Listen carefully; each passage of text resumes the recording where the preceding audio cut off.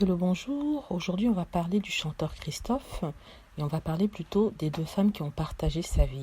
D'un côté, on a Michel Thor, qui est la maman de Romain, le fils qu'il a eu il y a de cela près de 45 ans. Et de l'autre côté, on a Véronique, son ex-compagne et la maman de sa fille, Lucie. Qu'est-ce qui se passe? Il se trouve que le courant ne passe pas entre Véronique et Michel Thor et ce n'est d'ailleurs jamais passé. Et apparemment, la seconde se plaindra du fait qu'elle et son fils aient été mis à l'écart de l'organisation funérailles du chanteur, de la vie du chanteur et qu'ils n'ont pas pu se parler et ce à cause de Véronique qui les aura séparés. Donc on a Michel Thor qui règle ses comptes dans une interview avec France Dimanche qui sera en kiosque le 25 avril prochain et elle explique qu'avec la mort de Christophe, elle a perdu un grand amour. Donc c'est un amour qu'elle avait vécu avec lui dans les années 70 et ils avaient eu quelque chose de magnifique mais ça s'était arrêté assez vite parce qu'elle était tombée enceinte. Donc elle dit, avec la mort de Christophe, s'envole avec lui une grande partie de ma jeunesse, de mon insouciance, de ma folie, quelque chose que je n'ai plus jamais vécu ensuite.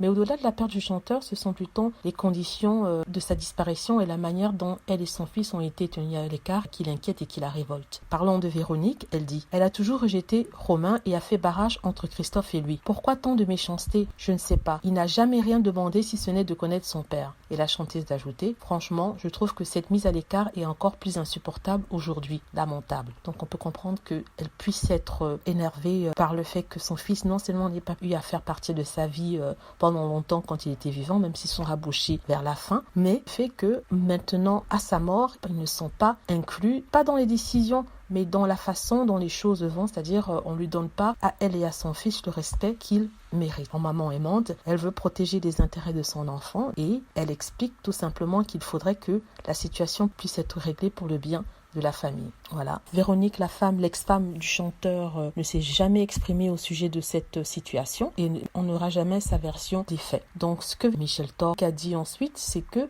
apparemment, elle n'aurait pas été invitée aux obsèques du chanteur. Enfin, de toute façon, elle ne s'y serait pas rendue parce que la santé de Romain les aura empêchés de le faire. Romain qui est bien sûr atteint d'une sclérose en plaques et qui est trop fragile pour se déplacer.